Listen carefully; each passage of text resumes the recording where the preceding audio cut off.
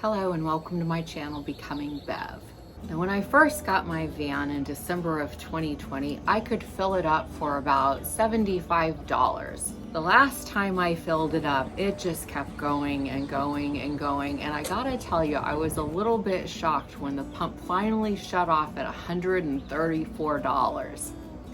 Ouch. I'd planned on taking off this week and, exploring around the Great Lakes and stuff like that. So combination of things happened and I decided not to go. The gas prices absolutely influenced my decision. Plus, Misty kind of needed me here at the campground. 4th of July weekend, we were totally packed. And I gotta say that it's been so awesome just being here and seeing everyone enjoy the campground the way that they have. We've done a couple of additions to the bus since the last video tour that I did. So now it has this beautiful covered deck, which I'm sitting on right now. And also we added a little 2-person hot tub on here. We just felt like the bus really needed that little hot tub. So one of our guests came and stayed and she created this little video of her family's time here at the Silver Bullet. I just fell in love with it. When she originally made the video, it was set to a Bob Seger song, which made it even more special.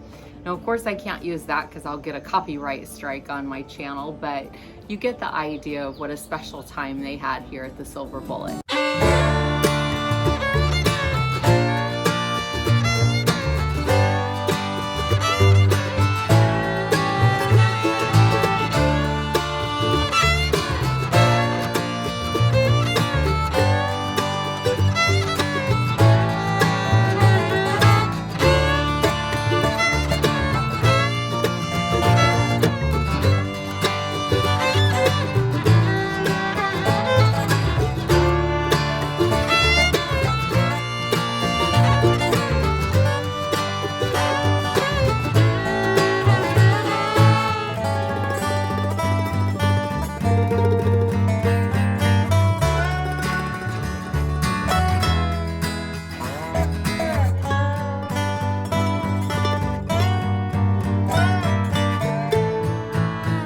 Also, I have a new friend named Kevin who has the YouTube channel, The Hungry Outlaw.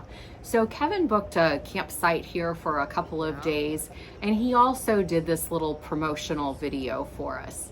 So I thought I would share that with you, and you should check out his YouTube channel and his TikTok channel, The Hungry Outlaw. If you're a music lover like I am, and you ever wondered what it was like to stay on a tour bus, well, look no further. Just head out to Fredericktown, Missouri, to a little place called FredRock. The Silver Bullet is a 1973 tour bus, and let me tell you, this thing is one of the most unique stays I think you'll probably find, well, just about anywhere. And FredRock is owned by a mother-daughter team, Beverly and Misty Brown. And let me tell you, these two put so much attention to detail that you're going to think you're on tour with Willie Nelson.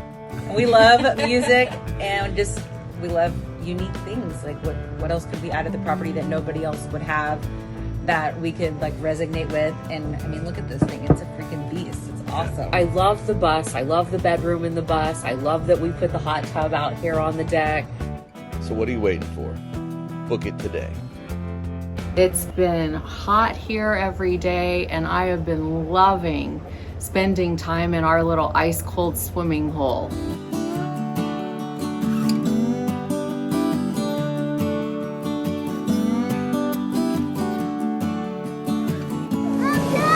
There's some big rocks. I thought you were going to take a video of me.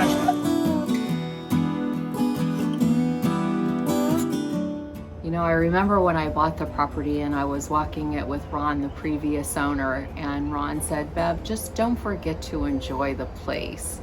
We had a fun group camping here for the 4th of July weekend. They were out here doing karaoke a couple of nights ago. We had a great fireworks show for 4th of July. FredRock has been getting a bit of publicity lately, and that's been kind of fun. So this article was written about our shiny Twinkie, our 1967 Airstream. It was written by Doc Holliday, published on June 25th, and the headline said, "See inside a trippy 1967 camper next to Missouri's 12-Mile Creek." It's a short article, so I'll just read it. I think it's awesome. Were you around in 1967? I found a camper that was an Airstream that sits next to Missouri's 12-Mile Creek near Fredericktown, and you can really stay in it. This groovy, trippy, feel free to insert your favorite 1967 word here, camper, is one of the most unique Airbnbs you'll find in Missouri. It's a true throwback hosted by Misty. Here are some of the pics of what luxury camping was like 55 years ago. This is a real 1967 Airstream camper. It's called the Shiny Twinkie for a reason. This is the swimming hole nearby in 12-Mile Creek. It's like stepping back in time in 1967, albeit with a few modern conveniences. The toaster oven is one Austin Powers would be proud of. The bed includes a nice outside view.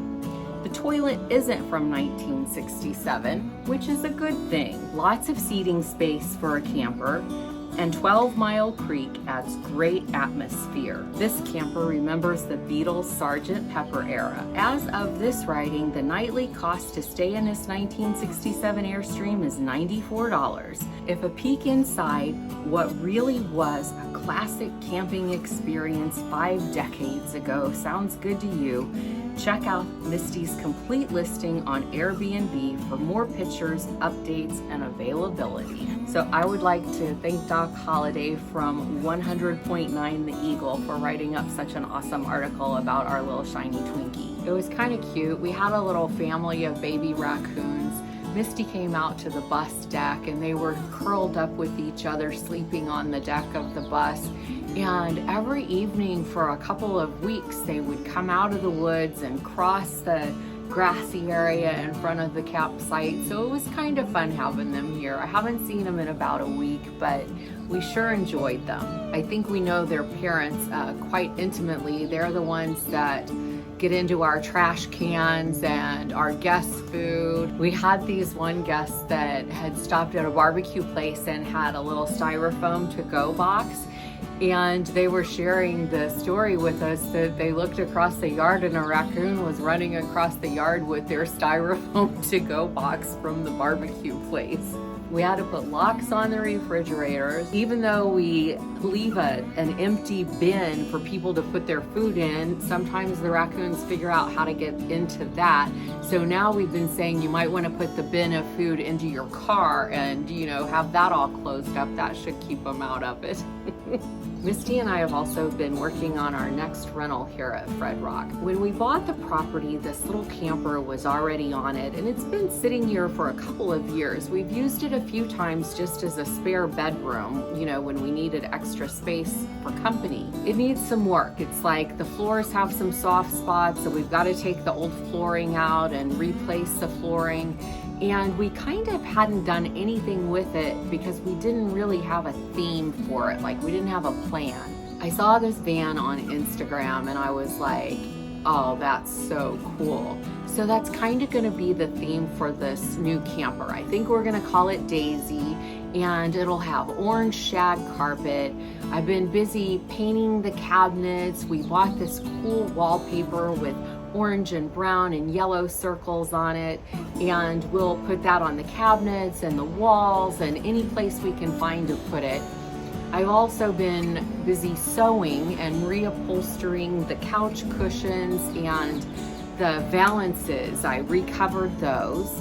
So we're going for that wow factor, and we're hoping that the new camper Daisy will have the wow factor. So another little project that I've been doing while I'm here at the campground is I gave Jennifer a little facelift, I guess you'd call it. I had a little bit of space between the mattress and the wall, and also a little bit of space between the head of the bed and the doors. So I had Jeremy and Derek just put together some little storage cubbies for me, and then of course I painted them and blinged them out and put fun knobs on them. It's amazing how much more storage these little cubbies gave me. It got rid of some of the clutter. So like all the little baskets and purses and containers and everything that I had just kind of cluttering up the space a bit now fits very nicely in these cubbies, and it really cleans up the van a little bit more. And plus I have a really great place to keep my shoes now. That was a problem before. So I mentioned this before on my video that I will be attending the Van Nationals in Old Washington, Ohio. That's coming up in a couple of weeks. If you have a van, you should check it out. It's a lot of fun. There'll be probably 900 to 1,000 vans there, and it should be just a really, really fun time. Thank you for being here. Thank you for watching. A special shout out to my channel members and Patreon subscribers. I sincerely appreciate you and all of you who watch my videos. You keep watching and I'll keep posting content.